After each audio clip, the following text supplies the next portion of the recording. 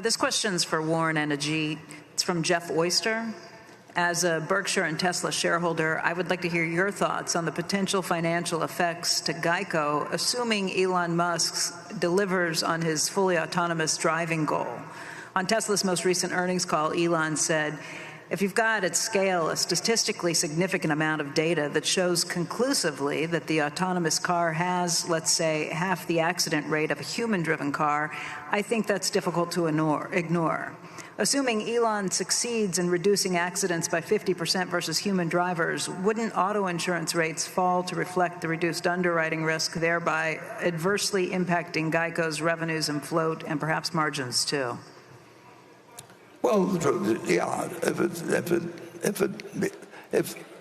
well, let's just take the extreme example. Let's say there are only going to be 3 accidents in the United States next year for some crazy reason that anything that reduces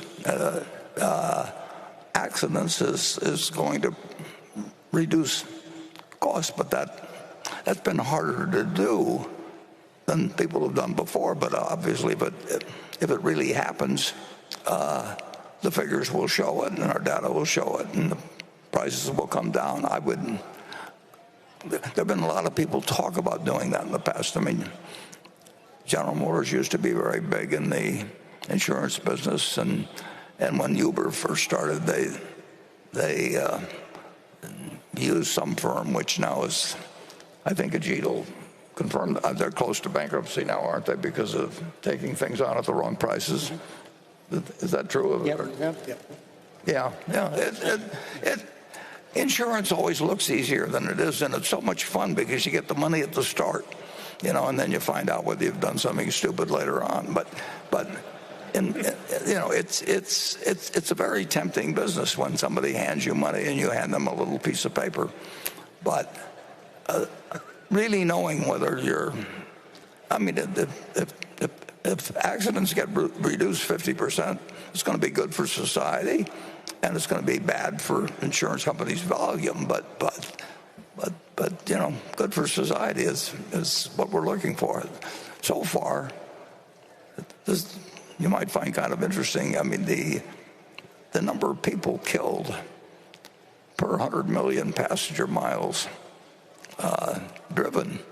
I think it actually was when I was young, it was like 15, but even post-World War II, it only fell to like 7 or thereabouts. And Ralph Nader probably has done more for the American consumer than just about anybody in history, because that 7 or 6 has now come down to under 2, and I don't think it would have come down that way without him. There have been some kind of fluke figures of what people did during the pandemic, which are quite interesting, because they didn't drive immediately. They didn't drive as many miles, but they drove more dangerously, didn't they? Yep. Is that right, Ajit? Yep. Yeah. So the point I want to make in terms of Tesla and the fact that they feel that because of their technology, the number of accidents do come down, and that is certainly provable. But I think what needs to be factored in as well is the repair cost of each one of these accidents has skyrocketed.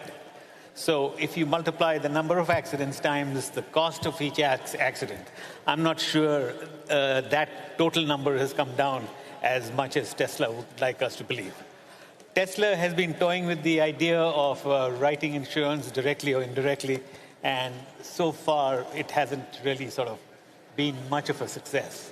Time will tell, but I think automation just shifts a lot of the expense from the operator to the equipment provider.